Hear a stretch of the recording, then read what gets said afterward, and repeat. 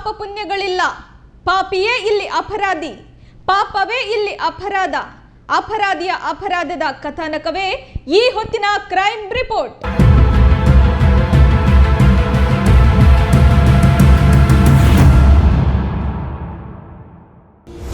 ಮುಗ್ಧ ಮಗುವಿನ ಕಣ್ಣೆದುರೇ ಪತ್ನಿಯನ್ನು ಕೊಚ್ಚಿ ಕೊಂದ. ರಾತ್ರಿ ಕಳೆದು ಬೆಳಗಾಗೋದ್ರೊಳಗೆ ಹರಿದಿತ್ತು ನೆತ್ತರ ಕೋಡಿ. ಪತ್ನಿಯ ಶೀಲ ಶಂಕಿಸಿ ಬರ್ಬರ ಹತ್ಯೆ ಮಾಡಿದ ಪತಿ. ಪತ್ನಿ ಸಾವು, ಗಂಡ ಜೈಲಿಗೆ, ಮಗು ಅನಾಥ. ಕೊಲೆ ಕೊಲೆ ಕೊಲೆ, ಎಲ್ಲಿ ನೋಡಿದ್ರು ಕೊಲೆ. ಕಳೆದ ಹಲವು ದಿನಗಳಿಂದ ರಾಜ್ಯದ ಮೂಲೆ ಮೂಲೆಗಳಲ್ಲಿ ನಡೆದ ಕೊಲೆಗಳು ಒಂದೆರಡಲ್ಲ. ಜನ ಕೊಲೆಯ ಸುದ್ದಿಗಳನ್ನು ನೋಡಿ ಬೇಸತ್ತು ಹೋಗಿದ್ದಾರೆ. ಆದ್ರೂ ಕೊಲೆಗಳಂತೂ ಎಗ್ಗಿಲ್ದೆ ಸಾಕ್ತಲೇ ಇದೆ. ಅಂತಹ ಕೊಲೆಗಳಲ್ಲಿ ಒಂದು ಭೀಕರ ಕೊಲೆಯ ಬೆಚ್ಚಿ ಬೀಳಿಸುವ ಸ್ಟೋರಿ ಎಲ್ಲಿದೆ ನೋಡಿ.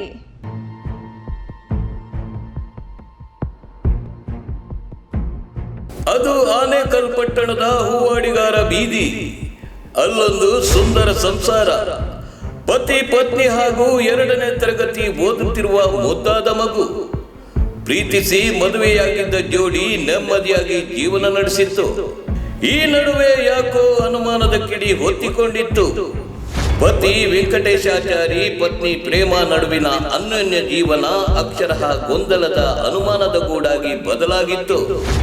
ಇದು ಇಷ್ಟಕ್ಕೆ ಮುಗಿದು ಹೋಗಿದ್ರೆ ಪರವಾಗಿರ್ಲಿಲ್ಲ. ಆದರೆ ಅಷ್ಟರಲ್ಲಾಗಲೇ ಪರಿಸ್ಥಿತಿ ವಿಕೋಪಕ್ಕೆ ಹೋಗಿ ನಡೆಯಬಾರದ ಘಟನೆ ನಡೆದೇ ಹೋಗಿತ್ತು.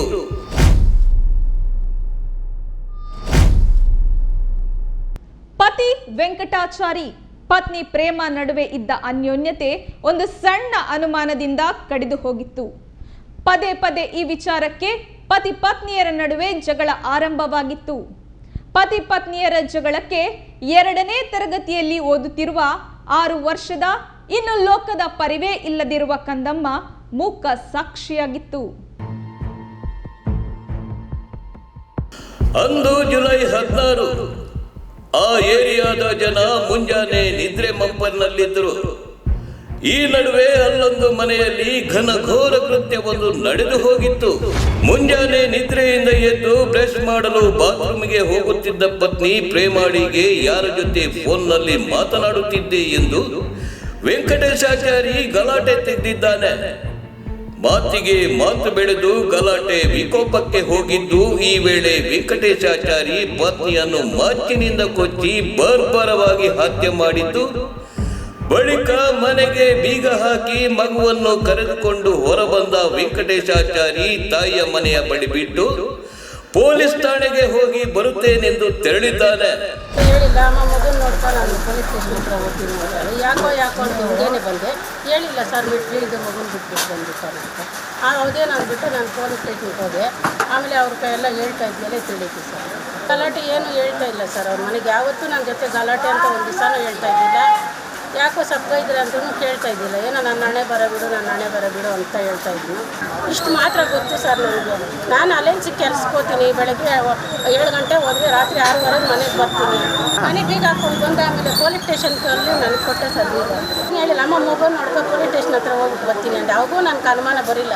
ಇವಳೇನೋ ತಿರ್ಗಾ ಪೊಲೀಸ್ ಸ್ಟೇಷನ್ಗೆ ಹೋಗೋವಳೇನೋ, ಅದಕ್ಕೆ ಹೋಗ್ತಾನೆ ಅಂದ್ಬಿಟ್ಟು ಹೋದ. ಅದನ್ನು ಹೋಗೋ ಪಟ್ಕ ಸಾರಿಗೆಲ್ಲ ಹೇಳ್ತಾ ಇದ್ದೀನಿ, ಕಚ್ಚಾಕ್ಬಿಟ್ಟೆ ಅಮ್ಮ ಅಂತ ಹೇಳ್ತಾ ಇದ್ದೀನಿ. ಪತಿ ವೆಂಕಟಾಚಾರಿ ಕೋಪದ ಕೈಗೆ ಬುದ್ಧಿ ಕೊಟ್ಟು ತನ್ನ ಪತ್ನಿಯ ಮೇಲೆ ಅಮಾನುಷವಾಗಿ ದಾಳಿ ನಡೆಸಿದ್ದ. ರಕ್ತದ ಮಡುವಿನಲ್ಲಿ ಒದ್ದಾಡಿ ಪತ್ನಿ ಪ್ರೇಮ ಸಾವನ್ನಪ್ಪಿದ್ದಾಳೆ. ಈ ಕೃತ್ಯ ಕಂಡು ಏರಿಯಾದ ಜನ ಬೆಚ್ಚಿ ಬಿದ್ದಿದ್ದಾರೆ.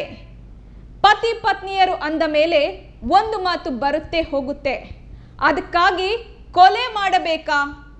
ಅದು ತನ್ನ ಜೊತೆಗೆ ಸಂಸಾರ ಮಾಡಿ ಕಷ್ಟ ಸುಖ ಹಂಚಿಕೊಂಡವಳನ್ನು ಎಷ್ಟೊಂದು ಬರ್ಬರವಾಗಿ ಹತ್ಯೆ ಮಾಡಬೇಕಿತ್ತೆ ಎಂದು ಜನರು ಆಕ್ರೋಶ ಹೊರಹಾಕಿದ್ರು.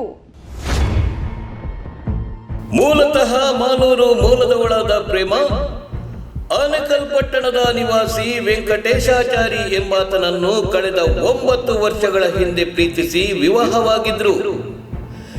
ಇವರ ಪ್ರೀತಿಗೆ ಸಾಕ್ಷಿಯಾಗಿ 6 ವರ್ಷದ ಹೆಣ್ಣು ಮಗು ಹೊಂದಿದೆ. ಮದುವೆಯಾದ 1-2 ವರ್ಷಗಳ ಕಾಲ ಚೆನ್ನಾಗಿದ್ದ ಸಂಸಾರ ಕೆಲ ವರ್ಷಗಳಿಂದ ಹಳಿತಪ್ಪಿತ್ತು. ಪತ್ನಿ ಪ್ರೇಮ ಬೇರೊಬ್ಬರೊಂದಿಗೆ ಅನೈತಿಕ ಸಂಬಂಧ ಹೊಂದಿದ್ದಾಳೆ ಎಂದು ಆಗಾಗ್ಗೆ ಪತಿ ಗಲಾಟೆ ಮಾಡುತ್ತಿದ್ದ. ಸಾಕಷ್ಟು ಬಾರಿ ಹಿರಿಯರು ರಾಜಿ ಪಂಚಾಯಿತಿ ಸಹ ಮಾಡಿದ್ರು.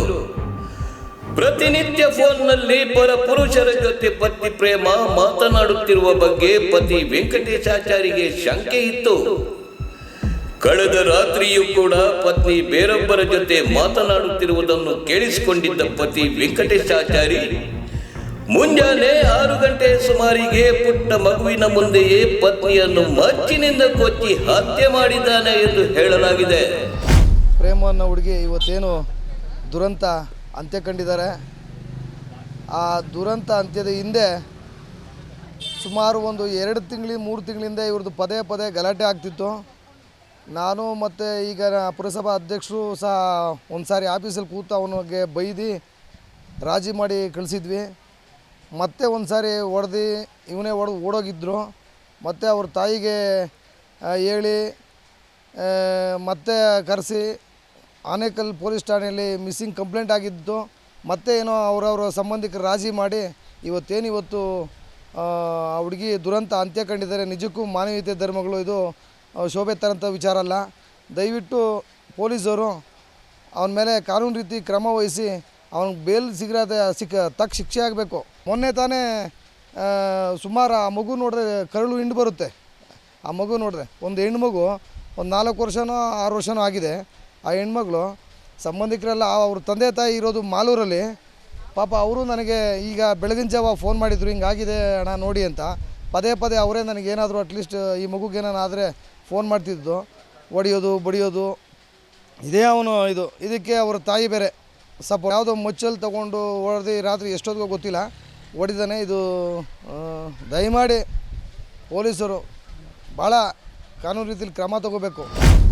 ಕೊಲೆಯ ಬಗ್ಗೆ ಆನೇಕಲ್ ಪೊಲೀಸರಿಗೆ ಹೇಳುತ್ತಿದ್ದಂತೆಯೇ ಶಾಕ್ ಆದ ಪೊಲೀಸರು ಮನೆಯ ಬಳಿ ಕರೆತಂದು ಬಾಗಿಲು ಓಪನ್ ಮಾಡಿ ನೋಡಿದಾಗ ಈ ಕೃತ್ಯ ಬೆಳಕಿಗೆ ಬಂದಿದೆ.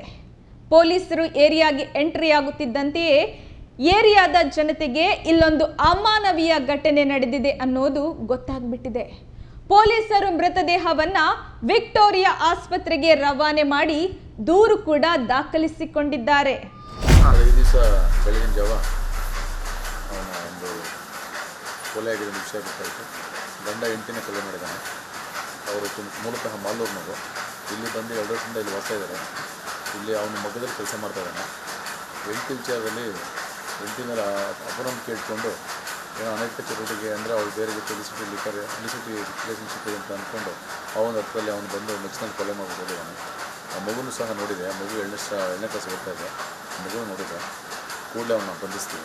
ಸರ್ಚ್ ಮಾಡ್ತಾಯಿದ್ವಿ. ಈಗ ಅದು ಪಂಚಾಯತ್ ಸಮಕ್ಷಮ ಏನಿದೆ ಅಂತೇಳಿ ಮನೆಯವರೆಲ್ಲ ಸರ್ಚ್ ಮಾಡಿ ಪಂಚಾಯತ್ ಸಮ ಈಗ ಅಕ್ಕಪಕ್ಕವ್ರು ಹೇಳಿಕೆ ಮತ್ತು ಮೇಲ್ನೋಟಕ್ಕೆ ಅವರ ರಿಲೇಷನ್ಸಲ್ಲಿ ಎನ್ಕ್ವೈರಿ ಮಾಡಿದಾಗ ಅದು ಇನಿಷಿಯೇಟಿವ್ ಅಂದರೆ ವಿಧಾನ ಲೆಕ್ಕಾಚಾರ ಬಂದಿದೆ. ಹತ್ಯೆಯಾದವರಿಗೆ ಜೀವನ ನಷ್ಟವಾಯಿತು. ಕೊಲೆ ಮಾಡಿದವನಿಗೆ ಅದೇನು ಲಾಭ ಬಂತು ಗೊತ್ತಿಲ್ಲ. ಮಾತೆತ್ತಿದರೆ ಸಾಕು ಕೊಲ್ಲಬೇಕು, ಹೊಡೆಯಬೇಕು ಎಂದು ಹಿಂಸೆಯ ಮಾತುಗಳನ್ನಾಡುವ ನಮ್ಮ ಸಮಾಜ ಯಾಕೆ ಸಮಸ್ಯೆಗಳಿಗೆ ಕೊಲೆಗಳ ಪರಿಹಾರವನ್ನು ಹುಡುಕುತ್ತಿದೆಯೋ ಗೊತ್ತಿಲ್ಲ. ಯಾರಿಂದಾದರೂ ಮೋಸವಾದ್ರೆ, ಮನಸ್ಸಿಗೆ ನೋವಾದ್ರೆ ಜನರು ಒಂದೇ ಬಾರಿಗೆ ಹೇಳೋದು ಅವನನ್ನು ಕೊಂದು ಹಾಕುತ್ತೇನೆ ಅಂತ. ಆದ್ರೆ ಕೊಂದು ಸಾಧಿಸೋದಾದ್ರೂ ಏನು? ಪತ್ನಿ ತನ್ನಿಂದ ದೂರವಾಗ್ತಿದ್ದಾಳೆ ಅಂದ್ರೆ ನಾನೇನು ಅವಳಿಗೆ ಕಡಿಮೆ ಮಾಡಿದೆ ಎಂದು ಯೋಚಿಸಬೇಕಾದ ಗಂಡಸರು ಪತ್ನಿಯನ್ನು ಹೊಡೆಯುವುದು, ಬಡಿಯುವುದು, ಕೊಲ್ಲುವುದರ ಬಗ್ಗೆ ಯೋಚಿಸ್ತಾರೆ. ಆದರೆ ಒಬ್ಬರನ್ನೊಬ್ಬರು ಪರಿವರ್ತನೆ ಮಾಡುವ ಬಗ್ಗೆ ಯಾವಾಗ ಯೋಚನೆ ಮಾಡುತ್ತಾರೋ ಅಂದು ಅವರ ಸಂಸಾರ ಚೆನ್ನಾಗಿರುತ್ತದೆ. ಹಾಗೆಯೂ ಸರಿಯಾಗಿಲ್ಲ ಎಂದರೆ ಅವರಿಂದ ದೂರವಿದ್ದು ಬಿಡುವುದೇ ಉತ್ತಮ. ಪತ್ನಿ ಹತ್ಯೆಯಾದ್ಲು, ಪತಿ ಜೈಲು ಪಾಲಾದ. ಇತ್ತ ಲೋಕದ ಪರಿವೇ ಇಲ್ಲದ 6 ವರ್ಷದ ಮಗು ಅನಾಥವಾಗಿದೆ. ಅಪ್ಪ ಅಮ್ಮನ ಹೆಗಲೇರಿ ಆಟವಾಡಬೇಕೆಂಬ ಆ ಮಗುವಿನ ಕನಸು ಛಿದ್ರವಾಯಿತು. ಅಪ್ಪ ಅಮ್ಮನ ಪ್ರೀತಿಯ ಪೋಷಣೆ ಸಿಗಬೇಕಾದ ಮಗು ಈ ವಯಸ್ಸಿನಲ್ಲೇ ತಾಯಿಯನ್ನು ಕೊಚ್ಚಿ ಕೊಲೆ ಮಾಡುವ ದೃಶ್ಯವನ್ನು ನೋಡಿತ್ತು. ಪತ್ನಿಯನ್ನು ಕೊಂದು ಆತ ಅದೇನು ಸಾಧಿಸಿದ್ನೋ ಗೊತ್ತಿಲ್ಲ. ಪತ್ನಿಯ ಶೀಲವನ್ನು ಶಂಕಿಸುವ ಈತನ ಮಾನಸಿಕತೆಗೆ ಒಂದು ಮಗುವಿನ ಜೀವನ ನರಕವಾಗಿ ಬಿಟ್ಟಿದೆ. ಮಾತೆತ್ತಿದರೆ ಕೊಲ್ಲುತ್ತೇವೆ ಅನ್ನೋ ಜನ ನಮ್ಮ ನಡುವೆ ಸಾವಿರಾರು ಸಂಖ್ಯೆಯಲ್ಲಿದ್ದಾರೆ. ಕೊಲೆಗಟುಕ ಮನಸ್ಥಿತಿ ನಿಮ್ಮನ್ನು ಮಾತ್ರವಲ್ಲ, ನಿಮ್ಮವರನ್ನು ಬಾಧಿಸುತ್ತದೆ. ಎಚ್ಚರವಿರಲಿ. ಏನೇ ಇರಲಿ ವೀಕ್ಷಕರೇ, ನಿಮ್ಮನ್ನು ಮನರಂಜಿಸುವುದು ಈ ಕ್ರೈಮ್ ಸ್ಟೋರಿಯ ಕೆಲಸವಲ್ಲ.